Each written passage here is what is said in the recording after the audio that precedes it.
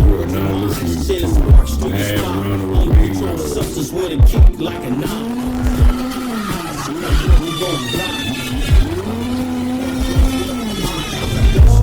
I mean, with the speaker, bring commotion, holes through your pacemaker. Down, so structure.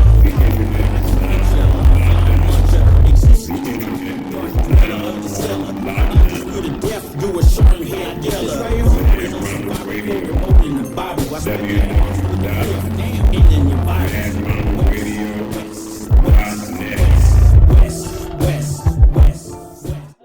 I want to introduce you to somebody because, like I said, we come from similar backgrounds, and we both from that funky Subaru business, and we both are doing positive things, but we don't forget who helped us along the way, and who gave us that strength and that courage.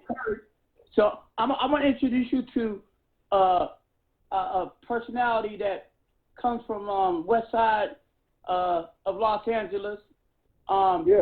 Notable, but he's also a voice of reason, and he's phenomenal. His name is OG Mack Ronald from the neighborhood, rolling 20s. Hey, big homie, you're live with Juice McCain, aka Richie Evans. Are you there? Yes, I am. Can you hear me? Yes. Have you been enjoying the show? All right, man. How y'all doing? All right. How y'all doing, man? Hey, man, I like this song, man. That song's tight, man.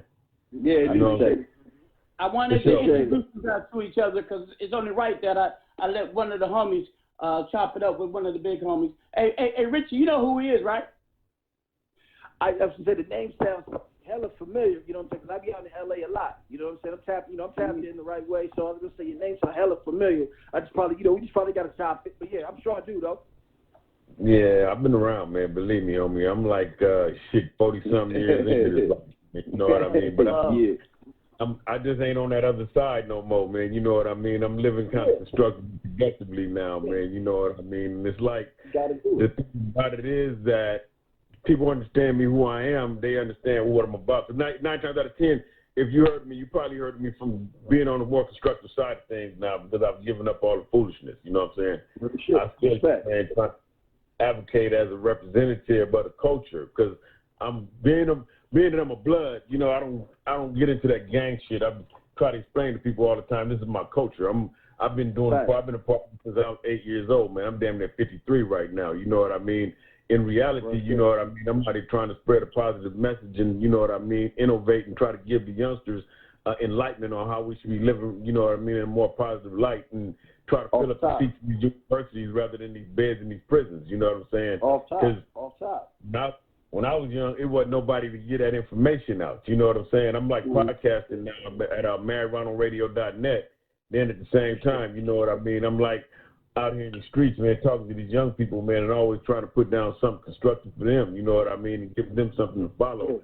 Other than all that BS that everybody was feeding them and poisoning their minds with. He's involved with gang intervention where he lives at in his community, and they still have his ongoing truce because, they're right there next to the Harlem Rolling 30. So it's still peace going on, and it's been an honor. We hosted him in New York. He came out there. He's originally from New York, too, from Rochester, believe it or not. But he loved the East Coast, and he gave the utmost respect, and he's an honorable person. He's always one of the few voices on the West to defend New York right to exist, regardless whether we like it or not. Because people are grown. And I just want to salute him, and I brought him on because he's the next guest after you. But I wanted you to meet each other because when you put positive work together, it just gets even bigger. Yes, sir. For sure. But the thing is also that we live in a culture where, see, I'm gonna show you something. When I was growing up, right, all the cultures are divided right now. The West Coast consists of a culture that was all combined at one time. That's like me. Right.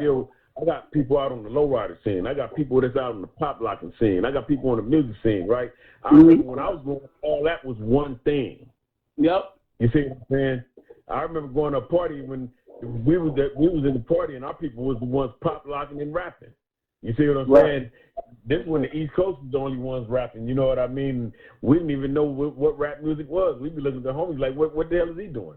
But now it's Yo, you should see OG Pop Lock, man. You should OG. You should see that motherfucker pop.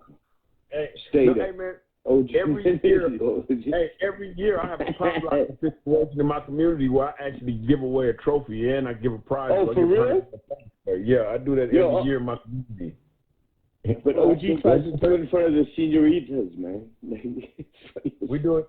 I do it because it's a part of the culture that's a guy. I'm here, y'all. Sorry about that. You know what I mean? I do that because it's a part of the culture and it's a lost art. You know what I mean?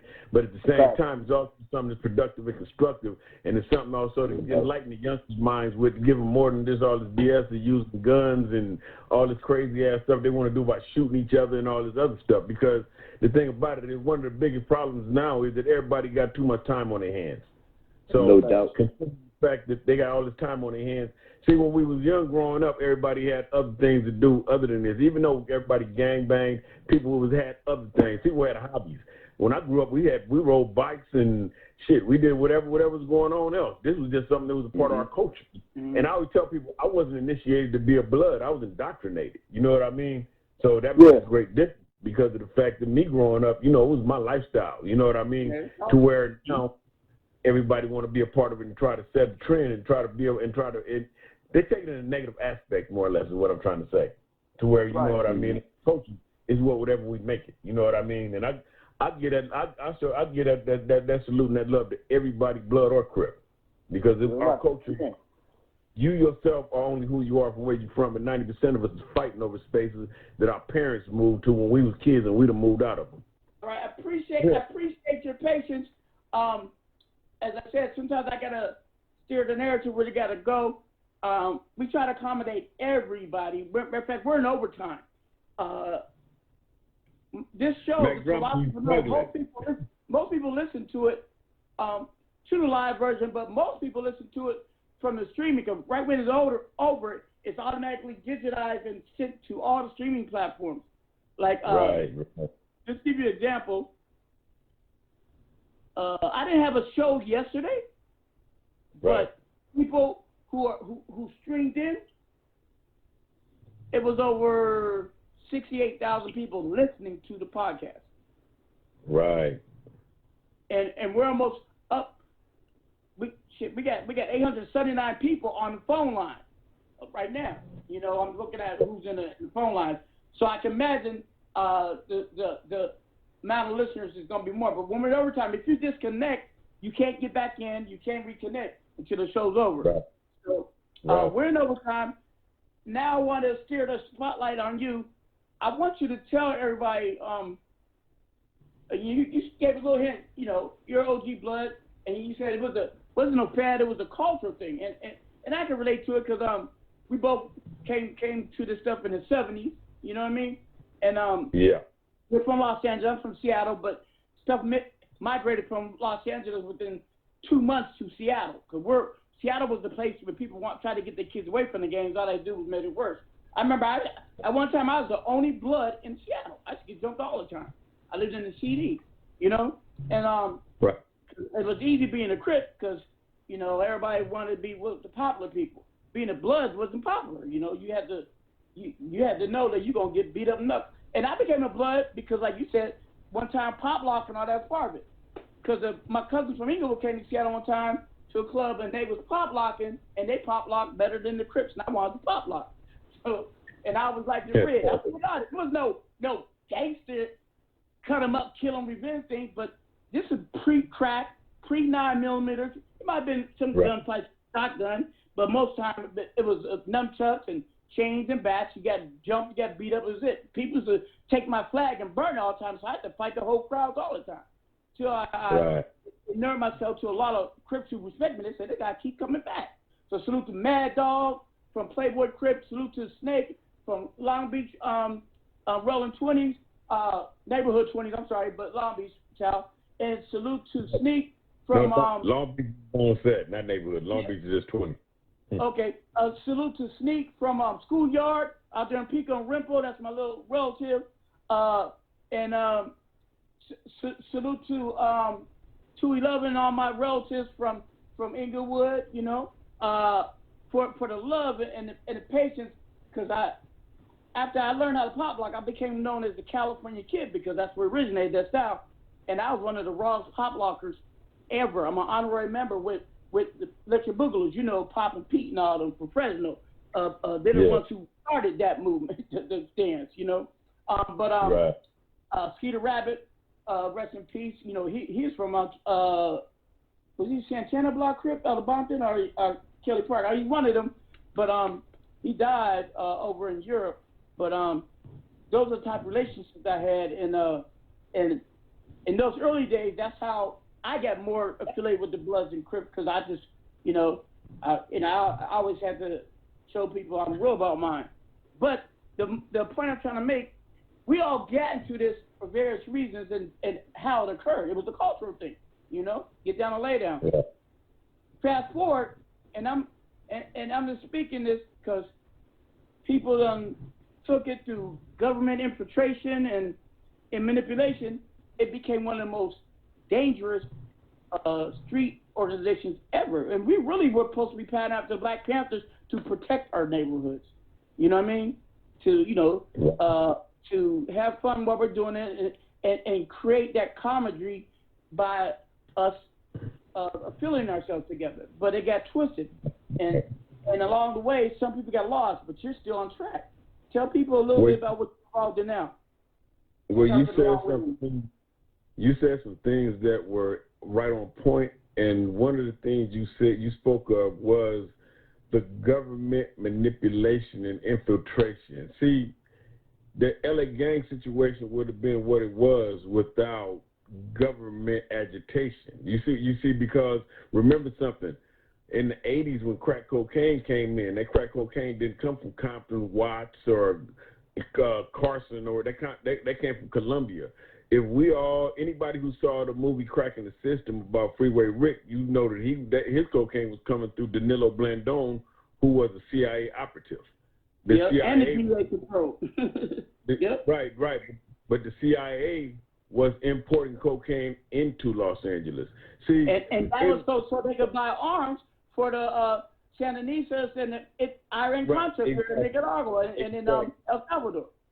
Exactly, and see, this is the thing about that. The circumvent Congress that they were actually trying to manipulate a foreign state, which is illegal under Reagan. Right, Come on.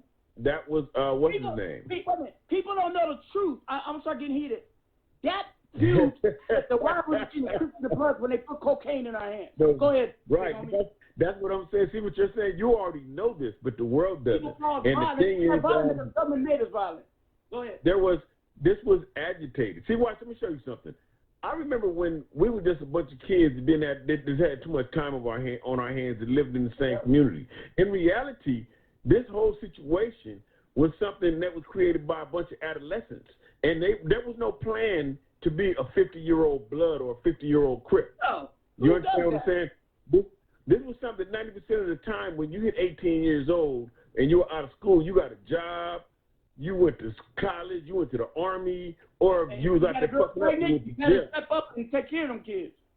Right. But the thing about it was that now when we got into the Republican era under like Ronald Reagan, what happened was when they started cutting all these programs and stuff, and then at the same time it became more difficult and complicated to seek employment, cocaine became the employment. Cocaine became the vocation because it was accessible. See, well, I remember one year when I got out of Camp Alpha Ball in 1984, and cocaine was everywhere. I was like, what? You know what I mean? I heard a little bit about it, but at this point in time, I came to a greater realization that there was a plan, because it had to be, somebody had to sit down and strategize on this here and come to the realization that the LA gangs were the workforce. Then they had to come to the realization that those that were not part of the workforce would just be consumers. You see what I'm saying? And I want to say they already had the blueprint, because when we came back from Vietnam to pacify us during the civil rights, not have a whole bunch of revolutionaries, they put heroin in our community. So they already knew how to control it. Go ahead. Right, exactly. And that's the thing I'm saying, is that it was already a plan. And it was so funny. See, the movie, man, Cracking the System, was very interesting to me, man. And Gary Webb, man, the guy from the San Jose Mercury that broke the story, man. because it was interesting to me because of the fact that it was so many great valid points made in that movie. And I always explain to people that the government agitated the gang situation. Right now, we're in a situation where we're still living in the aftermath of that, but at the same time, we're living in the present time because we're living amongst crack babies that are grown now, and they're in the streets now. They're gang members now. We're living in situations where the families have not even recuperated from the situation of the drugs because the father's still removed from the home and probably in prison somewhere, and the kids was born with some kind of mental condition because the mother was so addicted. See, we're still living in the aftermath, and one of my things is trying to educate people and give an understanding on the fact that we ourselves as a people got to understand that we're targeted by certain things. We got to understand that these people we live in a fishbowl. So the government itself will experiment on us. You know what I mean? I look at COVID-19 as an experiment. You see what I'm saying? Because I seen the world change overnight.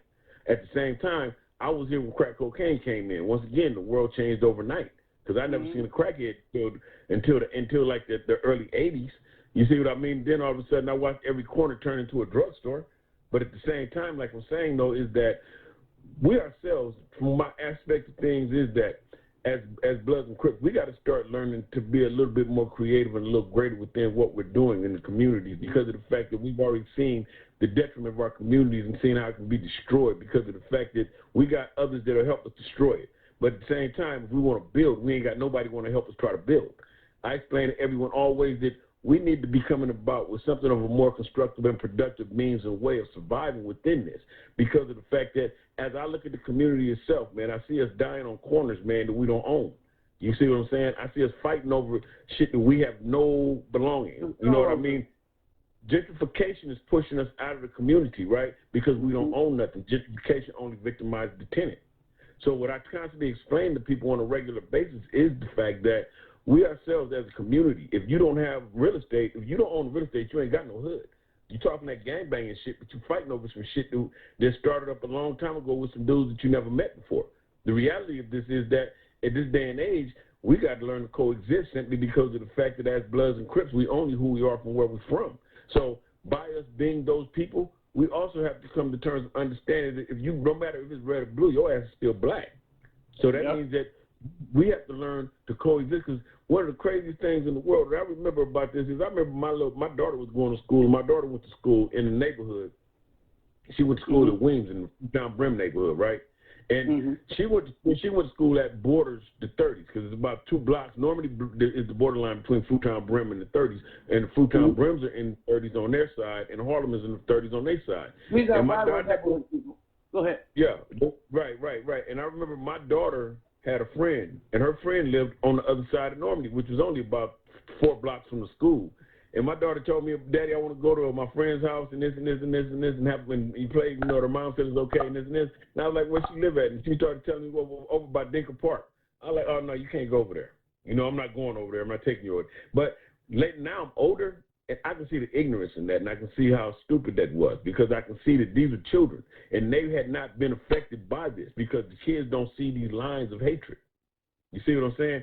And these politics don't affect the children but at the same time, at that point in time, I was so blinded because once again, like I say, I wasn't initiated, I was indoctrinated. So my belief was this here, gangbanging was my religion, and I believed in this wholly. You see what I'm saying? But at the same token, by believing in it that way, I can see at the same time. And let me pause for the pause real quick. There's so many complexities in this. I wanted people to understand when you see these Bloods and Crips young men out there and you hear some of the stupid things we do, don't think we are born savages. When they took the father out of the home, because a lot of them weren't married, so they said you can't have you can't be single and have a man in your house. So stop your benefits, whatever. What little word is. They basically took the manhood out of the family. That's why.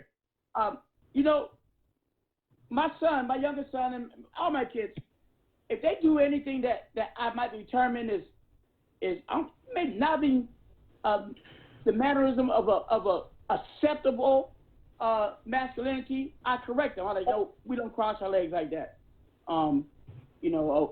I say that's right. I tell them that's a little bit too much focus on that. You know, I don't care. You know, you can't. I want to offend the LGBT community, but you know what? They don't like it. Hashtag eat a dick. You probably enjoy it. Anyway, that's a joke. But fuck it. When it comes to my children, it's what I say goes, not society or anybody else. You know, but we have a obligation to raise our children and our beliefs and how we see fit. And when the government interferes in that process, you're bound to have problems. I want people to understand, because I'm really tired of how they treat black people. Right. To honor memory of Ahmaud Arbery, viciously hunted and shot down like a modern day lynching in Fuckwit, Georgia. Salute to the Black Panther Party down there showing solidarity, and salute to the guy William P. whatever, a single civilian who went down with his gun trying to protect my community. I don't know where the Latin Kings are at, but the Bloods and Crips, the folks and GDs, they should be marching down there too. No, I agree. But no one will go show support. I don't know. That ain't nothing to do with me. It does. It represents all of us. I want people to understand.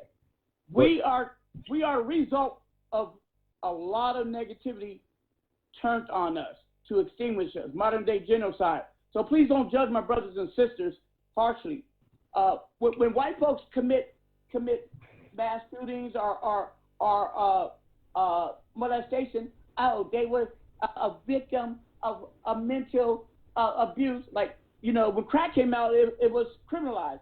Now the crystal meth is ravaging mostly what we call middle class and white neighborhoods. It's called a health hazard.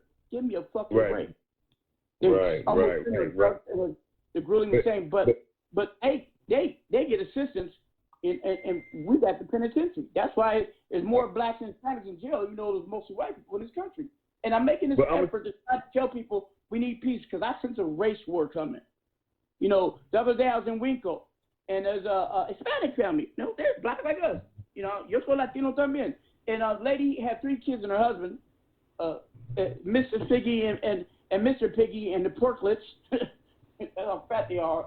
And she said, 6 feet back, 6 feet back. And I looked at her, I said, well, if you're really that concerned, why would you risk your children being outside when they make get something? And none of you guys are wearing masks. I said, if you're going to be in prevention, be 100, or don't do it at all, you know? And I wear a mask and everything, and I just was assaulted when someone ignorant tries to G-check me. Right. You know, I said, how do you talk? I said, I talked to your woman. You want to go in the parking lot? We can handle it. You know, I was really out of character. Well, no, actually, I'm true to form, because I don't care who's around. Get that from my wife. Right. And I just got my own son said, Bobby, you know, my sons I raised conservative, you know, and I think they forget that I come from an experience that's different than theirs. I raised my kids to be non-prejudiced, to be non-judgmental, to be respectful, and honor God, and I always just teach education, because I want them to be top 1%, the elite, because it's always going to be the elite, and so I want my children part of that, so they don't have to struggle. It shouldn't be like that. We should all have the opportunity, but you know, you got to do what you got to do. But my own son came and I got loud with him. I said, nigga, you choppers, I'm your father. I said, I went off on him. But the point is, I am riled up, and I'm usually a voice of reason. And I don't mean to monopolize all this, but I got to get this on my chest, and I'm trying to get the white folks, and a lot of them do listen to my show, and we're so popular because people overseas love me. Ireland, England, Germany, Russia, they tuned in, big homie. We got a large audience, and we need to change. You know, I told someone, I hope COVID kills millions, because maybe it would be successful with the civil rights and do nothing, the Bill of Rights, Constitution, and really bringing equality and justice to everybody, because it does not discriminate. It's killing white folks, black folks, Mexicans, Chinese. Don't believe the hype that says killing more black people. No, that's just them trying to manipulate and make everything racial again. We just respond more because we complain about everything, and if you're in large urban areas, that's where we're concentrated. Duh. It's slow here in Phoenix, amongst predominantly white, and spread. Some people think it's a hoax. Dumb. Let me finish. A dumb motherfucker. But the point is, I want change. And if I got to get a new world order and be one of the victims, I'm willing to sacrifice myself. I'm done. Go ahead, Big Homie. I'm sorry. I was about to say, the thing about the COVID-19, when they talk about how it's killing more black people, to start with, they're going to be talking per capita, simply because of the fact that in numbers, it can't kill more black people than anybody else because we're only somewhere but like 10 to 13% of the population. Exactly. So, therefore, it can't, but at the same time, it's wrong. It can kill 2 of us a day and 1 of them a day. You understand what I mean? Yep. And that's what they mean by that right there. But it can't kill at the rate that people don't understand numbers. It's the same as when people talk about the murder rate. You already understand that if we got a place where we got 1,000 people, right, and if they kill, let us say out of 1,000, they kill. They still, if you look at the FBI stats, they just released them every year. They outnumber everything except for armed robbery. We tend to stick up a lot more, but murders, rapes, everything else, white folks got us beat. Go ahead. Let me tell you systemic racism, and I'm gonna give you a great number of systemic racism that's interesting. We are somewhere in the area of 13% of the population of the United States of America, but we're 50% of the prison system across the United States of America. In Los Angeles, we are somewhere between 8 and 10% of the population, but we are 50% of the homeless, which is somewhere in the area of about 65,000. You see what I'm saying? These numbers, we're such a low number here, but the system pushes us in certain directions. Oh, yeah, we get the majority in the crowd. Right, but see, the thing about this, now remember what I just said about the numbers per capita and how low they are as far as being a total population. How can our numbers be so high in homelessness? And you know in L.A. there are people sleeping on the sidewalks. The same thing within the prison system. How can we be 50% of the prison system throughout the United States of America? If it only affected most blacks, you think they would have quarantined the whole globe? You think they would have put a memorial, what they call it, a do not disconnect order out there, do not evict, do not foreclose? Yeah. It's because it's affecting them. Like I did a post on Instagram. I said now everybody's a nigga. Right, Please come exactly. outside. You ain't got no money coming in. You ain't got no job. You got to go to the food bank. Welcome to our world. Right. You know what I mean? But we're living in a time, Mack Drama. The time we're living in a time right now where, once again, see, I've seen some things right before my very eyes. Like I was spoken. I think we're in a prophetic age right now. It's just that changes, man, and the world changes in certain times. I mean, I'm gonna tell you, like me myself, I've seen things like the crack epidemic. I was a participant in the 1992 LA riot. Now I see COVID-19. We see things that will change the world right before our very eyes. But this is the thing, what I explain to people always. Remember you said about a race war. I believe that there's a race war, but I don't believe it's physical. I believe it's economical. I believe that the race war is in dollars. I don't believe we physically going to be in the streets killing each other. You see all them people line up in the line up to get Jordans with their stimulus money? Wait, assholes. Listen to this. What did I just say about the homeless population in Los Angeles? We're 13% of the total population here, but we are 50% of the homeless population. See, economically, we're losing. Economically, we need to come to terms with understanding and figuring out what we need to be doing in order to empower ourselves. I tell the young people this all the time. See, me, myself, I'm like this, Mike. You know this about me, Mack Drama. You know I'm a forward thinker, and I think in a higher science than most. You're a critical thinker. And the thing about my means of way of thinking, and people always talk about our money leaves our communities. My thing about money leaving the community is that we need to create our own digital currency. We need to create our own Bitcoin that we can tax and the money can go back into the community instead of worrying about the paper dollar leaving. We need to worry about something that once it's transacted, the taxation goes back into the community. So therefore now we can get those FHA loans and those small business loans without having to jump through a million hoops. You see, I mean, is that logical to you? Yes, of course. Of course. The thing about people don't think like that, but that's my belief, my thinking. And I'm going to tell you something, homie. I've got to commend you because I did something because of the fact that, you know what I mean, I see how well you're doing with your podcasting and stuff. I started my own podcast because of that, because of the fact that, and I see you have a lot of longevity. I'm glad I was a positive influence, but you influenced me in the righteous way. Thank you. I'm gonna tell you but I'm saying I commend you for that. I'm gonna tell you why I commend you for that there, because you demonstrated longevity. I remember you interviewed me on your podcast a couple years ago when the miseducation of the black and this is about 6 years ago. You write about that, but this is the thing about it. You also have a means and a vehicle of media where you yourself can drive the messages and get them to the people, and that's very important because of the fact that we have to have control of our own media, and you yourself are a fine example of that, and I commend you for that there. That's what made me start MaddRonaldRadio.net, because of the fact that you yourself are somebody that's pushing that, and I see it that you stay consistent with this.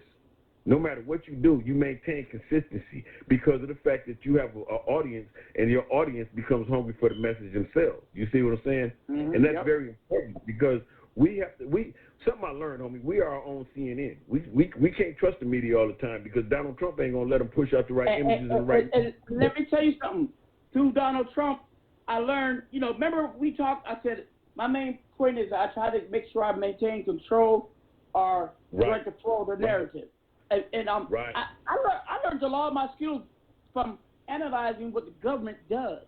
Do you understand what I'm saying? Some stuff I can't reveal on this show, but when I tell you that I'm a James Bond thinker, trust me when I tell you that. Because I had to learn to adapt. When I got put on in this blood gang, I had to put in work. You know what I'm talking about? I got caught and I ran off Mexico, and I had to learn how to blend in and subterfuge and camouflage and become other people. You know what I mean? So I speak about 12 languages. There's a reason because I travel a lot of places. But one thing I learned though is the manipulation goes deep. I'm listed in the top 1% as influencer in music and on social media alone. Because of me, Twitter doesn't really verify people no more because I was verified and they took my badge. And I wrote an article explaining how can you take something, does that make me not who I am no more? That's a fallacy. When you have people who are verified and no one knows them. I'm like, it's for sale. I said, we need oversight. I said, we need people verified based on data, stats, based on their merit. And I even suggested Google do something about it. About a year ago, Google came out with Google Knowledge Panels verified, and basically it's based on all the information out there, whether you get a knowledge panel. They did that because I suggested. Now every big celebrity now is claiming their profile because I wrote the article and it went viral. And the thing I tell people, I'm one person. I don't have 1 billion followers, but I have enough people who listen that they're movers and shakers, cause and effect. You know what I mean? My hashtag Mafia Gang, sometimes I repeat myself. In 2015, it was seen by 94.6 million people. How did I accomplish that? I interviewed Bonnie Bonner out of Atlanta, Caucasian lady who was instrumental in marketing the hashtag to LinkedIn and Facebook. She taught me the tricks of, you know what I mean? And you do it the right way. It's I'll just give you a hint. Domino. That's all. It doesn't. But I found out when they see you move, this is my point, I'm long-winded, they will try to run past interference. They got a logarithms. If you make it too much, and a lot of these social platforms, you ain't spending no money, they will cock block you. Like, Facebook's always censoring me, put me in Facebook jail. I don't pay them for promotion. My promotion is better than theirs. I operate 30 pages on Facebook. By myself. I manage 30 pages. Okay, I got 2 profiles, Blue Design and OG Mack Drama. I'm good at this. I operate 25 Twitter pages, 10 Instagram pages. I got about 20 emails, okay? And I'm consistent on top of them. Sometimes I'm slow. I have dashboards is the way of doing this.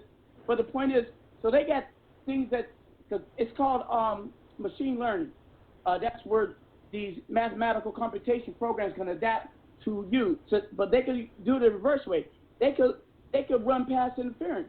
So they think you're making too much noise. They can limit your reach by making sure your message is not going to everybody who's influential in your network.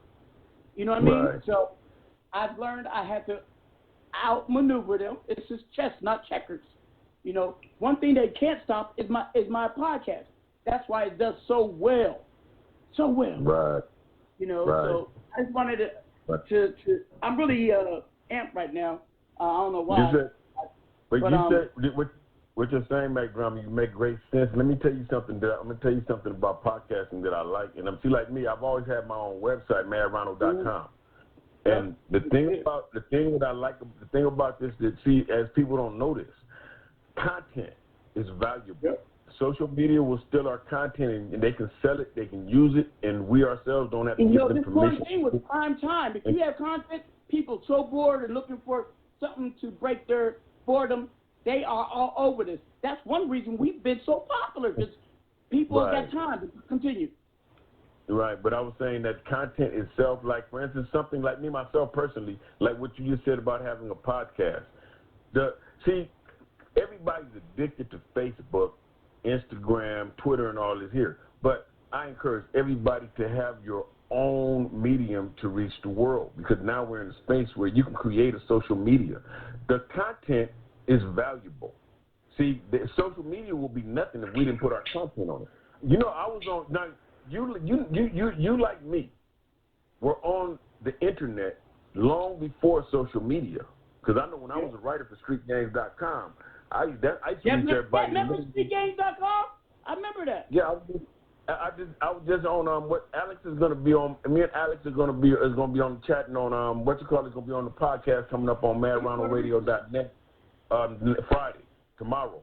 Because me and him was just talking. That's my homeboy. But the thing I'm saying is that one of the interesting aspects of this is that back then I used to contact and talk with people. They used to contact me through AOL Messenger. You see what I'm saying? And you remember the chat line? Yeah, I remember all that. I remember the old days when we 976. I remember when I first connected with LA homies. We was in New York on the chat line, and it was just like that bullshit that happened on YouTube. So we don't need to discuss it. But as I said, shit has not changed. Yeah, but go ahead. But this is the thing about it, though. Throughout all of this here, and I encourage any and everybody, your content should be owned by you and only you, and nobody should be given rights. When you sign up to use Facebook, Instagram, and all this other stuff, if you don't read the terms of your agreement, but you're giving them access to your content. So some content needs to remain to be exclusive and only featured in your own medium, so that you can maintain all rights to that. Otherwise, you might create a song or something and hear your song somewhere else. But when you try to file a lawsuit, they tell you we bought this from a subsidiary of Facebook. They gave us a rights certificate. That's what that called.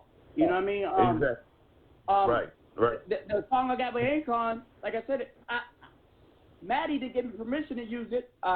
We finally made an agreement, but I had to produce paperwork showing that I had rights to it, and I got the paperwork, and it's soundproof. It'll pass any legal muster. Trust me. And content. Let me tell you, for anybody listening, content is just like striking oil. It's like digging for oil. You might have content and don't even have a realization of the value of your content. That is why people post stuff on social media and might get 5 million viewers or 5 million likes or 5 million subscribers, but you don't realize the value of this. If we took this and put this in revenue and made those likes in the dollars, because if you get 5 million likes on something on Facebook, it's somebody making some money out of this here. You sitting up talking about, ooh, look at my likes and my followers, but 5 million means that they got an ad next to it where the advertisers are making money and they kicking back to Facebook or Instagram or whoever. And the bigger picture is that your content is valuable. And that's something that I've learned, and that's something that I'm practicing.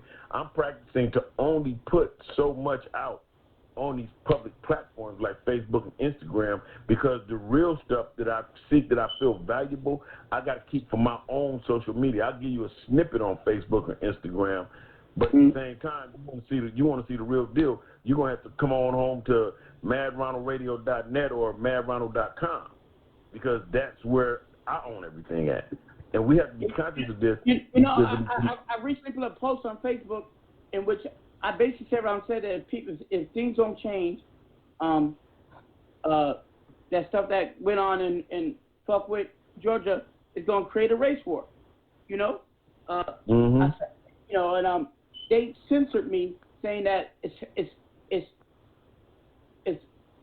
promoting hate. I'm telling the truth. Mack Drama, here you go. It's inflammatory language. But a lot of people don't know. Facebook is really controlled by the federal government, the NSA. It was let me tell you something. Like the Russians tried to manipulate our voting to Trump to a bloodless coup of the emails. Same thing with Facebook. That's why they retaliated. Facebook is in every nation. It's in Chinese, it's in Russia, but it's controlled by the algorithm of this one. So they communicate, and it's a gateway to knowing what's going on. And the government runs FedBook, okay? It is looking into everybody's business. That's why I didn't use it for entertainment purposes, to share my content and boom, boom, boom. But that's why they ask you for your ID when you. That's why they made everybody say you can't really have a moniker. You got to use your real name. You know what I mean? Or they suspend your account because the government want to know everything about you. It's a gimmick. It's the government, people. Why do you think no one started a competitive? There's a competitive Twitter. They bought out. It was called Shoe. There's a competitor YouTube. There's a competitor, but not on Facebook. Why they got a monopoly?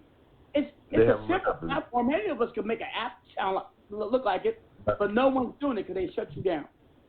Right. And see, we got to remember about 5 minutes.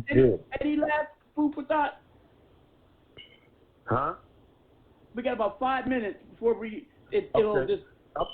Like I say, man, you know what I mean? Always stimulate talking. My bad. It's crazy. We got to stay productive and constructive out here, man. At the same time, I'm going to wish everybody health, wealth, peace, and prosperity. Y'all can check me out. Mad Ronald Radio Network, www.madronaldradio.net. You can find my podcast on Spotify, Apple Podcasts, TuneIn, and Amazon Alexa. You can find me on Facebook at madronaldradio.net. Tune in, like, follow, you know what I mean? I got some good stuff coming up. In the Conscious Battleground is going to be one of my podcast shows about to come up with me and my co-host Antoine Williams. Antoine Williams just did 26 years and was sentenced to life without the possibility of parole, but he's out now. So we finna have some fun now because we got some ideas and some perspectives. And I want to give a big salute to everybody behind the wall, all my Rads from BL and everybody out there. If you ain't home, hopefully your family is here safe and sound. And lift up my fist for the struggle. And us out here, we're just trying to make an effective change, a positive change. It ain't easy. It's a lot hard, but we're still doing it. Peace, everybody. Love y'all. Tune in next week. Don't forget, Saturday we got our top 20, which is our playlist. And we all got something going on. If you need to reach out to me, at Mack Drama 1017, or just Google me. I'm always here. And maintain yourself, stay healthy and sound, and we out there. Oh, wait a minute. Real quick. Jeffrey Lakes, my one of my partners, the gentleman from LA, he's digging your conversation, trying to introduce you to them. Maddie and Jeffrey, this is OG Man Ronald. Say hello, you guys. How's everybody doing? Hey, I know we run out of time. Y'all catch me on social media or hit me at Mad Ronald Rowland on Facebook. All right, thank y'all. Everybody. We're done. Last night, somebody tried to kill me. This has been a Mad Ronald Radio Network production. Please like, subscribe, and share our content. Be on the lookout for upcoming guests and podcasts, and also our live stream and live broadcast. Mad Ronald Radio Network podcast. The shows can be found on Spotify, iHeart, and iTunes. You are tuned in to OG Mad Ronald. This is Mad Ronald Radio. I would like to thank you for tuning in. What would podcast radio be without Mad Ronald Radio? Hi there, folks. They missed me through. If you ain't out of town by tomorrow morning, you won't never leave it except a fine spot. I'm taking over this territory. From now on,